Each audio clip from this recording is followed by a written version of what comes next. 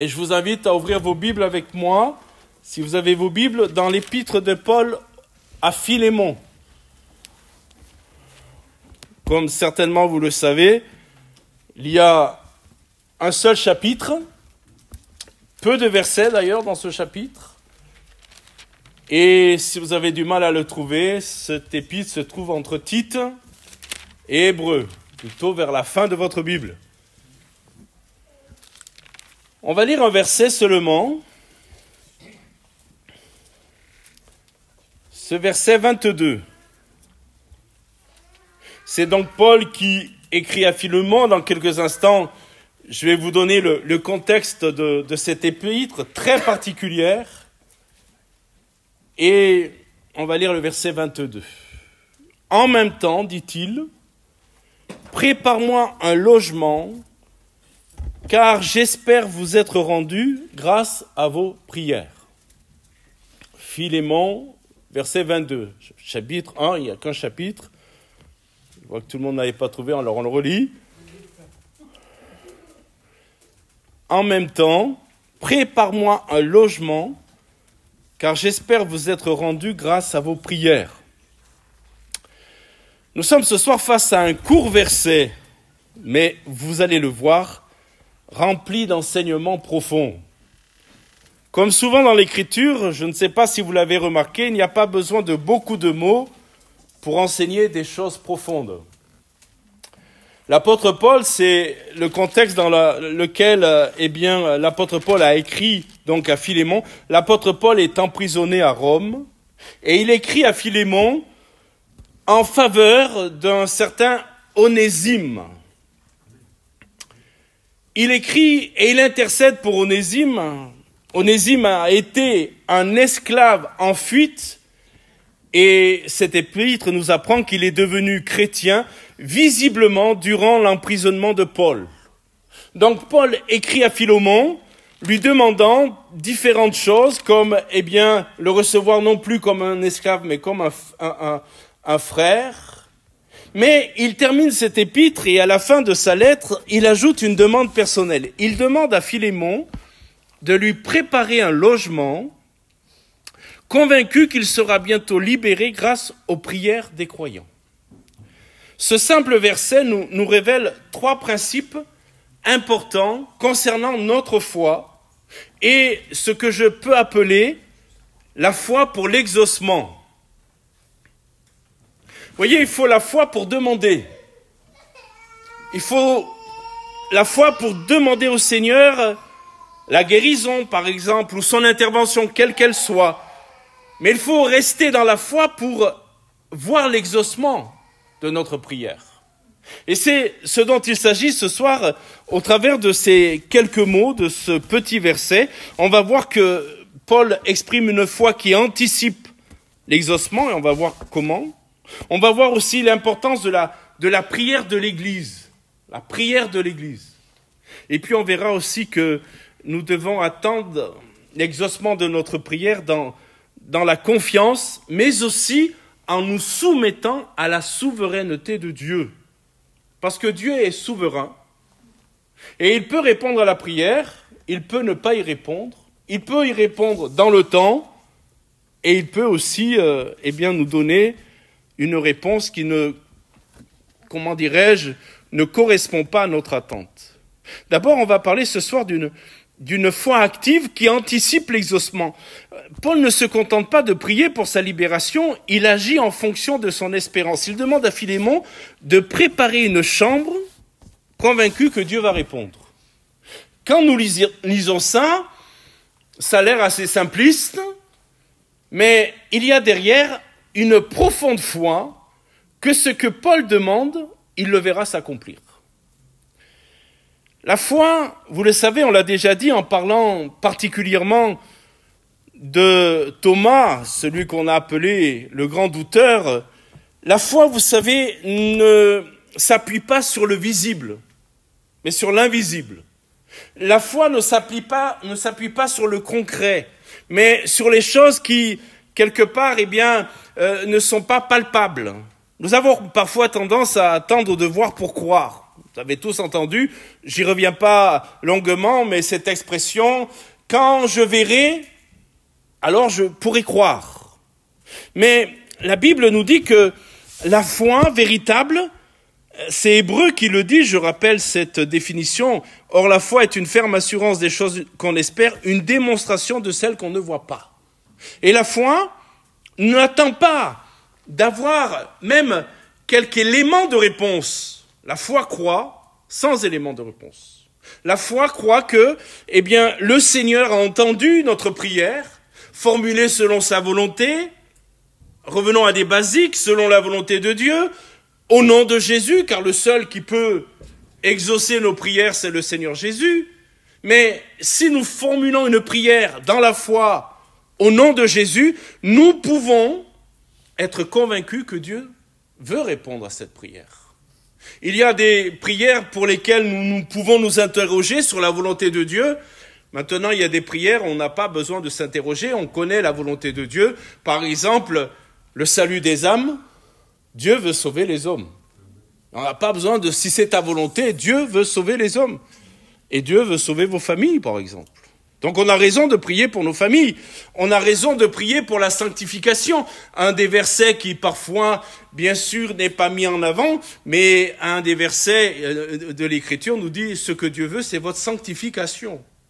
Donc il y a des prières pour lesquelles on n'a pas besoin de s'interroger ou d'interroger le Seigneur sur sa volonté. Et en sachant que c'est sa volonté, les faisant au nom de Jésus, dans une foi sincère, nous pouvons nous attendre à l'exaucement. Paul ne voit pas encore sa libération, il est encore dans les chaînes, mais il considère sa libération comme acquise par la foi.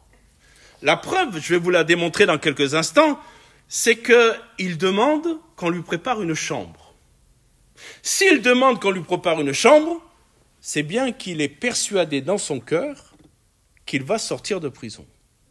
De la même manière, sommes-nous capables de croire en l'exaucement avant même de voir? Je ne sais pas si cela vous est arrivé, ça m'est arrivé de prier pour certains sujets. Par exemple, prenons le cas de nos familles. Nous prions pour nos familles, pour nos frères et sœurs dans la chair, pour nos enfants, peut-être pour nos parents, en tout cas pour les membres de notre famille. Et nous prions pour eux et nous ne voyons rien. Même, je ne sais pas si vous l'avez remarqué, ça a l'air même d'empirer. On prie et on a l'impression que les membres de nos familles, au lieu de s'approcher du Seigneur, on a pas que l'impression, parfois c'est une réalité, ils s'éloignent. Donc si on manifeste la foi en fonction de ce qu'on voit, on va se décourager. Mais Dieu est capable. Dieu est capable de toucher le cœur de nos familles à sa manière, selon son temps, dans des circonstances peut-être que nous n'aurions pas imaginées. Vous savez, des fois, moi j'ai arrêté, mais au début de ma conversion, je priais ainsi, demandant au Seigneur d'intervenir, et en même temps que je demandais au Seigneur d'intervenir, je lui disais comment faire. Voilà, ce qui serait bien, tu vois, c'est que tu mettes telle personne sur son chemin. Vous voyez comment on peut donner des indications. Puis un jour, le Seigneur m'a repris en disant, mais laisse-moi faire, demande. Et ma méthode, c'est peut-être pas la tienne. Mon moyen d'intervenir, ce n'est pas le tien.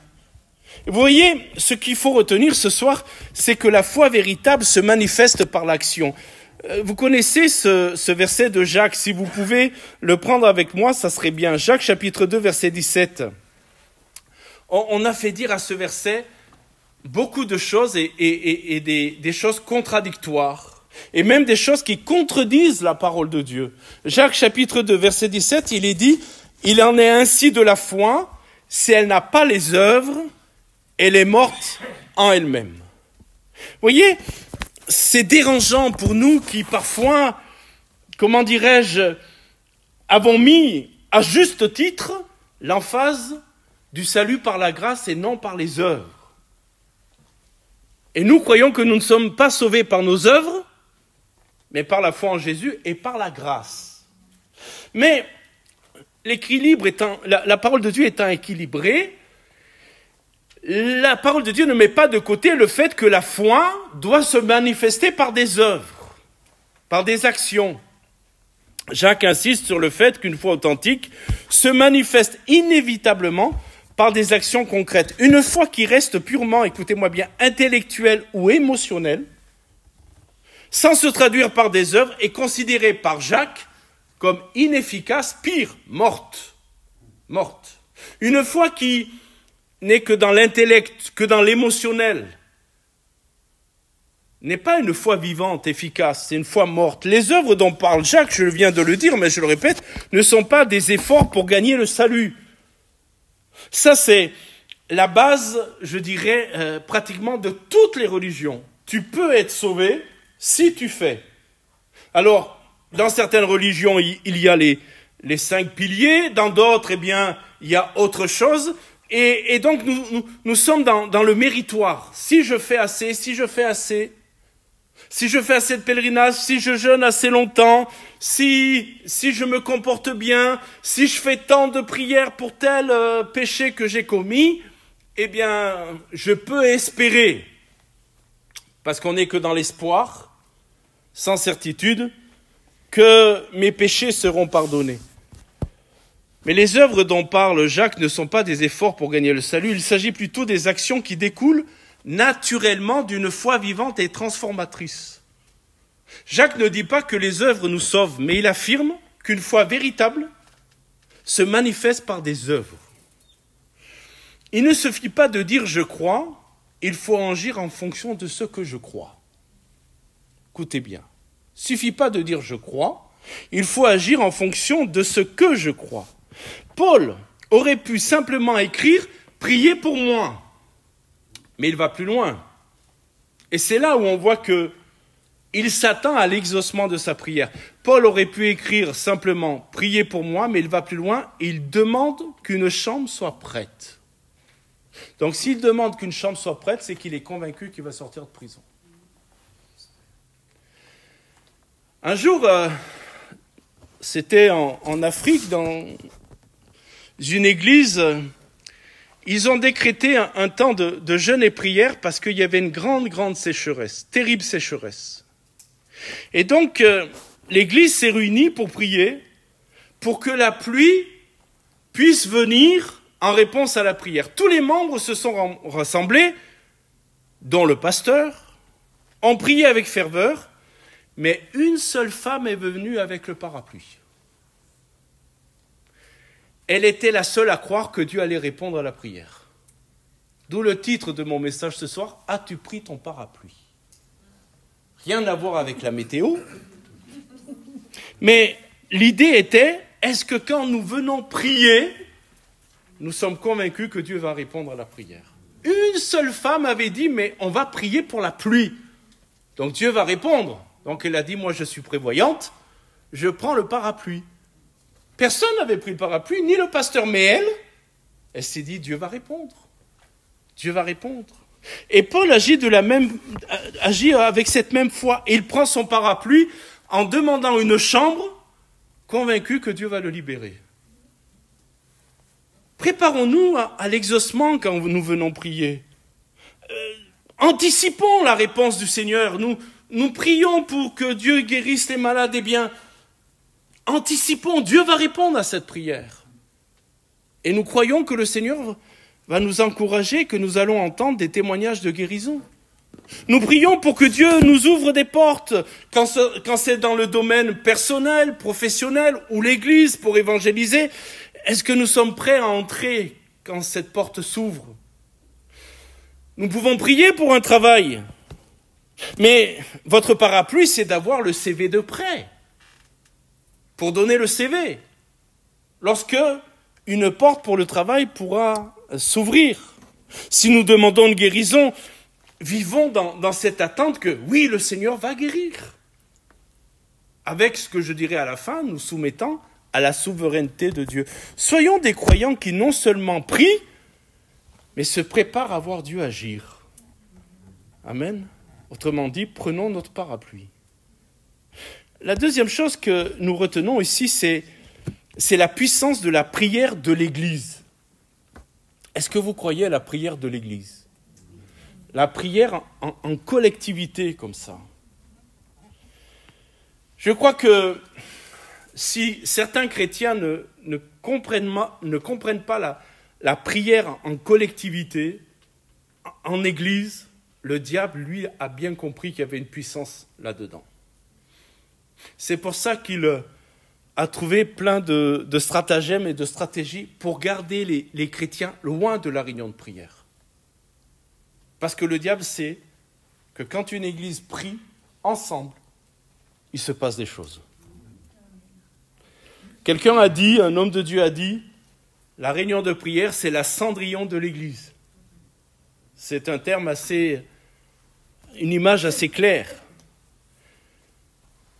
Paul fait le lien, l'avez-vous remarqué, de son retour, de sa libération de prison aux prières des croyants, puisqu'il dit « J'espère vous être rendus grâce à vos prières ».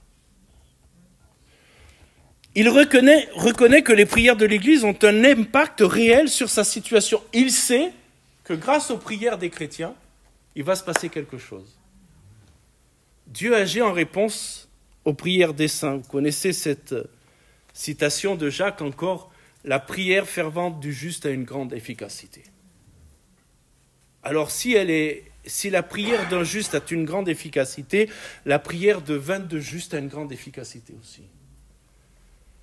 Dieu ne reste pas sourd aux prières de son peuple. On connaît un passage de l'Écriture où Pierre a été mis en prison. Vous vous souvenez, ceux qui prennent des notes, c'est dans Acte 12. Pierre a été mis en prison. Et que faisait l'Église ? Ils ont dit, on va mettre en place un comité pour faire un tour de rôle pour lui amener des oranges. Vous imaginez ? On va mettre un comité, voilà. Qui va amener des oranges à Pierre tant qu'il est en prison ? Non, il ne cessait, c'est Acte 12, Pierre donc était gardé dans la prison et l'Église ne cessait d'adresser pour lui des prières à Dieu. Amen. Que faisait l'Église ? Elle priait. Que faisaient les chrétiens ? Ils se réunissaient pour prier en disant, on a besoin de notre pasteur, libère-le, Seigneur. On veut notre pasteur. Et vous voyez, un ange est venu. Vous connaissez tout ça, et ce texte est merveilleux. Un ange est venu et les portes se sont ouvertes miraculeusement. Vous savez que Pierre aussi, quand il est venu frapper à la porte, il priait pour que Pierre soit libéré. Quand la servante est venue pour ouvrir la porte, elle n'a pas ouvert, elle a dit c'est pas possible. Vous voyez, autrement dit, elle n'avait pas pris son parapluie, elle. Il priait, et quand Dieu exauce, elle n'était pas dans la foi. Et frères et sœurs, nous avons vraiment besoin de demander au Seigneur qu'il nous aide à croire lorsqu'on prie ensemble que Dieu va répondre. Les prières de l'Église peuvent changer bien des situations. Vous en avez fait l'expérience, on en a tous fait l'expérience où des personnes ont vraiment connu un miracle de Dieu parce que l'Église s'est tenue dans la prière. Paul comptait sur les prières des autres. Mes frères et sœurs, nous pouvons compter sur les prières des autres. Amen. Aujourd'hui, peut-être c'est vous qui avez besoin, on prie pour vous. Demain, c'est moi qui aurai besoin, c'est vous qui allez prier pour moi. Et puis la dernière chose qu'il faut dire quand même dans ce que Paul dit, c'est qu'il attend l'exaucement à sa prière, mais il est dans une attente confiante, il se soumet à la souveraineté de Dieu. Paul espère être libéré, mais il reste soumis à la volonté de Dieu. Écoutez bien, il ne dit pas « je reviendrai », mais « j'espère vous être rendu ». C'est pas la même chose. Il a une conviction dans son cœur que Dieu va répondre, mais il se soumet à la volonté de Dieu. Il n'est pas, je dirais, autosuffisant, mais il dit « j'espère vous être rendu ». Autrement dit, c'est Dieu le veut. Ça, c'est quelque chose dont il n'était pas certain. Il est aussi dans une attente dans la paix. Vous savez, quand on attend l'exaucement de Dieu et qu'on ne voit pas les choses arriver, le Seigneur doit nous communiquer sa paix. Disant, Seigneur, écoute, je ne vois pas les choses bouger, mais donne-moi ta paix. Et vous savez que le Seigneur le fait ? Vous savez que le Seigneur nous donne sa paix ? C'est Philippiens qui nous dit, 4, versets 6 et 7, je le lis, « Ne vous inquiétez de rien, mais en toute chose, faites connaître vos besoins à Dieu par des prières, des supplications avec des actions de grâce. Ne vous inquiétez de rien, mais priez, faites connaître à Dieu Paul ne s'inquiétait pas, il remet sa situation entre les mains de Dieu. Et puis, il se soumet, je répète, et je termine avec ça, il se soumet à la volonté de Dieu. Jacques 4,15 nous dit, « Vous devriez dire, si Dieu le veut, nous vivrons et nous ferons ceci ou cela. » Si Dieu le veut. Alors, moi j'ai fait remarquer, il y a déjà longtemps, dans une église où nous servions le Seigneur, que le texte ne dit pas, si Dieu le veut, nous ferons. Si Dieu le veut, nous vivrons. C'est ce que dit le texte. Et si nous vivons, nous pouvons faire des plans. Et dans le contexte de Jacques, là, vous le lirez dans Jacques chapitre 4, il corrige ceux qui ont la présomption de faire des projets sans être convaincus d'être vivants. Mes frères et sœurs, on ne sait pas si demain on sera vivant encore. Alors si Dieu le veut, nous vivrons, et si nous vivons, nous pouvons faire des projets. Mais ce que je veux qu'on retienne, c'est que Paul se soumet à la volonté de Dieu. Je termine avec ça. Dieu répond toujours aux prières. Vous êtes d'accord ? Mais selon son plan parfait. Parfois, la réponse est immédiate. Ça, c'est souvent quand on est jeune converti. Vous vous souvenez, moi, quand je me suis converti, on l'a tous vécu, Dieu est bon avec nous. Hein. On demande, des fois c'est dans la journée, Dieu répond dans la journée. On est des enfants, on a besoin d'être fortifiés dans la foi. Et puis, les années passant, on se rend compte que Dieu met plus de temps à répondre.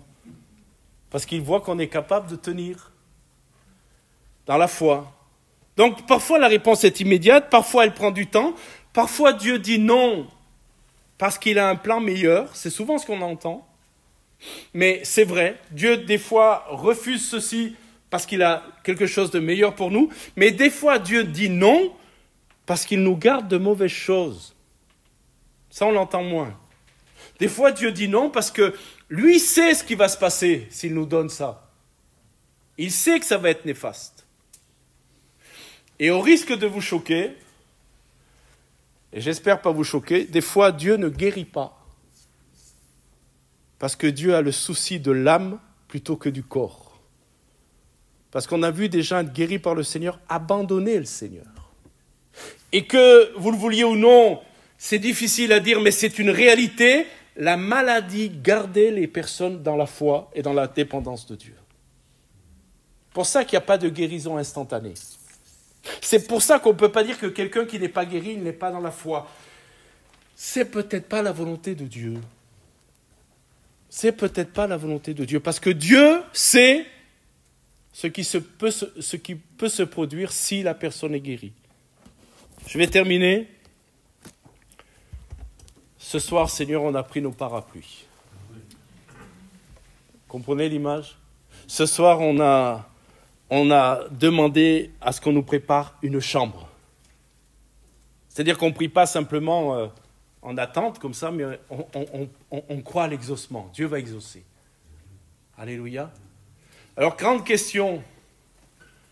La Bible ne donne pas de réponse.